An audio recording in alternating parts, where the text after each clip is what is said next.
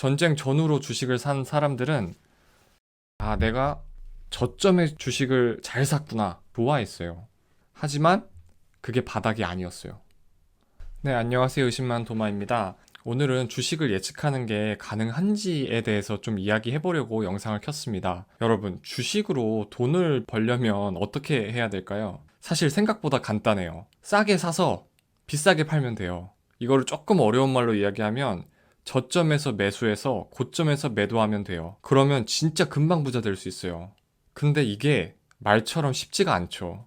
그럼에도 사람들은 나는 저점에서 매수해서 고점에서 매도할 수 있어 라고 생각하고 주식을 해요. 그런 생각이 없으면 주식을 하지 않아요, 애초에. 근데 저점에서 사서 고점에서 파는 게 정말 쉬울까요? 제가 의심이 많잖아요. 그래서 저는 데이터랑 통계를 되게 신뢰하는데 그걸 기반으로 해서 말씀을 좀 드릴게요. 2022년 2월 4일, 그러니까 작년 초죠. 우크라이나 전쟁이 터졌어요. 그 당시 주식 차트를 보면 2월 초부터 전쟁 우려가 슬슬 나오기 시작하면서 증시가 빠지기 시작해요. 그리고 실제로 전쟁이 나니까 주식이 계속 내려가요. 그때 그런 댓글이 되게 많았어요. 지금이 하늘이 준 기회다. 지금 들어가야 돈 벌 수 있다. 그리고 그때 이런 기사들도 되게 많이 나왔어요. 역사적으로 전쟁이 여러 차례 있었는데 6개월만 지나도 거의 다 회복이 되더라. 그러니까 당신이 지금 미국 주식을 사야 돈을 벌 수 있다. 그 덕분인지 전쟁이 터지고 나서 3주 만에 주식이 어느 정도 복구가 됐어요. 우크라이나 전쟁 당시에 주식을 못 산 사람들은 되게 아쉬워했죠. 전쟁 때가 저점이었는데 그때 내가 샀어야 돈을 버는데 이렇게 한탄을 했죠. 전쟁 전후로 주식을 산 사람들은 내가 저점에 주식을 잘 샀구나 라고 굉장히 좋아했어요. 하지만 그게 바닥이 아니었어요. 좀 반등하는가 싶더니 그 다음에는 전쟁보다 무서운 인플레이션이 찾아왔습니다. 물가가 미친 듯이 오르면서 미국 연준에서 물가를 잡기 위해서 연속된 금리 인상이라는 초강수를 뒀죠. 그러면서 내리 엄청난 하락이 시작됐어요. 2022년 말까지 이어진 폭락의 시작이었죠. 전쟁 때 주식에 몰빵을 했던 사람들은 저점을 잡은 게 아니었어요. 꼭대기에서 잠깐 내려온 주식을 이제 바닥이야 하면서 산 거죠. 그때 주식 산 사람들 손해 엄청 봤습니다. 마이너스 3, 40%인 경우가 엄청 많았어요. 사람들이 왜 이렇게 했을까요? 그게 다 과거의 기억 때문에 그래요. 코로나 때를 한번 생각해보죠. 코로나 때 주가가 엄청 떨어졌었어요. 그 당시에 뭐 봉쇄다, 또 국경 폐쇄한다 이런 것 때문에 뭐 거의 세계가 완전히 꽁꽁 얼어붙는 분위기였어요. 2월 말, 3월 초 때는 거의 뭐 금융위기 저리 가라 할 정도로 주가가 엄청 빠졌습니다. 비트코인도 그렇고요. 근데 한 2달, 3달 만에 주가가 거의 회복이 됐어요. 그러고 나서 미국 나스닥이 2020년 1년 동안 44%가 올랐어요.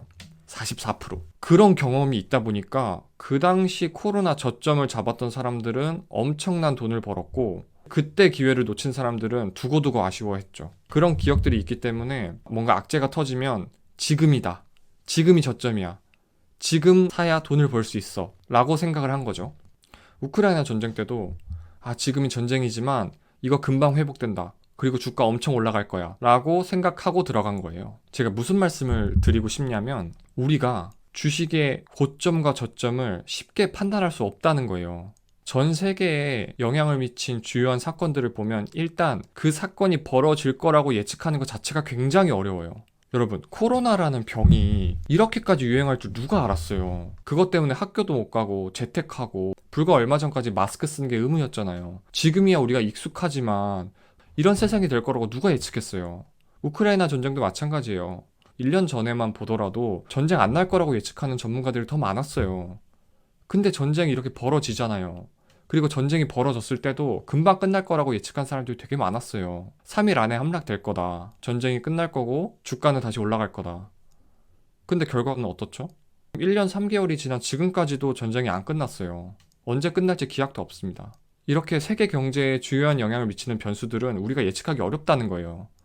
더 예측하기 어려운 게 뭐냐면 그런 변수들이 경제에 미치는 영향이에요. 코로나로 인해서 경기가 죽었잖아요. 근데 이걸 살리기 위해서 미국이 엄청난 달러를 풀었어요. 그래서 도리어 코로나라는 악재 때문에 주가가 엄청나게 올라갔어요. 거의 1년, 2년 동안 계속 올랐어요.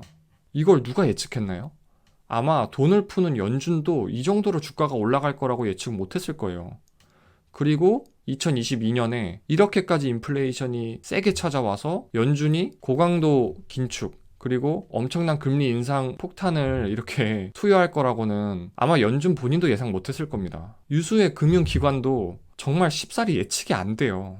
그래서 중요한 건 우리가 예측하지 못하는 변수들을 예측하려고 애쓰지 말고 저점과 고점을 정확하게 잡으려고 애쓰지 말고 그런 변수들이 터지더라도 크게 영향을 받지 않도록 미리 준비하는 거예요. 특정 주식에 특정 시점에 몰빵을 하잖아요? 그러면 어쩔 수 없이 변수들에 심리적으로 흔들리게 돼 있어요.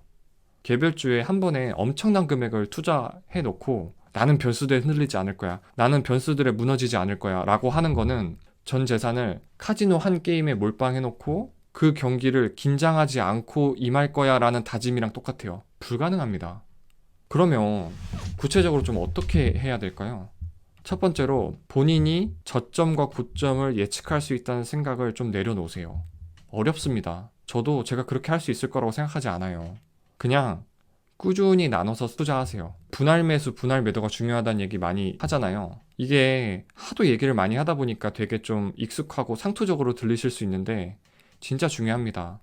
한 번에 몰아서 투자하지 마시고 나눠서 투자하세요. 아니 그러면 내가 나눠서 투자했는데 갑자기 확 올라버리면 내가 한 번에 몰아서 투자했을 때에 비해서 이익이 좀 적은 거 아니냐. 맞아요. 그럴 수 있어요. 근데 반대 경우도 마찬가지예요. 내가 몰아서 투자를 했는데 그게 급락해버리면 그 손해 다 어떻게 감당할 거예요. 중요한 건 나눠서 차근차근 분할 매수하세요. 그리고 팔 때도 웬만하면은 한 번에 다 팔기보다 분할 매도하는 게 좋고요. 그리고 저번 편에도 말씀드렸지만 너무 개별주에만 다 투자하지 마세요. S&P 500이나 나스닥 같이 좋은 100개, 좋은 500개 기업에 나눠서 투자하는 ETF, 인덱스 펀드에 투자하는 게 안전합니다. 그러면 좀 뭐 개별주에 비해서 좀 재미없을 수 있겠지만 그런 대형 악재들 같은 변수들이 터졌을 때 그래도 손해를 최소화할 수 있어요. 중요한 건 투자할 때 마음이 편해야 돼요. 변수들 때문에 조급하잖아요? 그러면 제대로 투자 못 합니다. 그리고 설사 이익을 보더라도 그 이익을 실현하기도 굉장히 어렵고요. 그래서 오늘은 저점에서 매수하고 고점에서 매도하는 게 왜 이렇게 어려운지에 대해서 과거 사례를 통해서 좀 이야기해봤는데 지금부터라도 분할 매수, 분할 매도하시고 또 개별주보다는 ETF 같이 여러 좋은 기업들을 분산해서 투자하는 방식을 좀 더 진지하게 생각하셨으면 좋겠습니다. 고맙습니다.